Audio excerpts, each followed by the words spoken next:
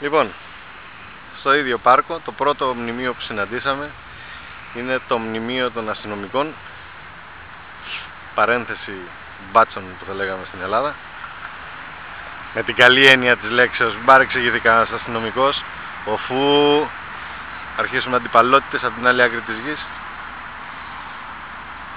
Ένα μνημείο για να τιμήσουν οι άνθρωποι όλους αυτούς τους ανθρώπους που υπηρετούν στην αστυνομία. Έχει πλακέτες πάνω που γράφει τα ονόματα όλων αυτών των ανθρώπων που πέσανε κατά την ώρα του καθήκοντος. Μέσα σε ένα όμορφο πάρκο. Και συνεχίζουμε. Εκεί στο βάθος έχει και άλλο μνημείο, το οποίο άμα από εκεί στο βάθος θα είναι πιο καλή κάμερα του Χρήστο. Θα το τυφάμε χωρίς να το καταλάβεις.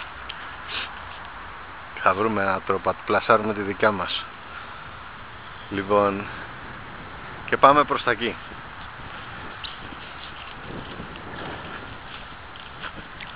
Είναι όμορφο να περπατάς, έτσι.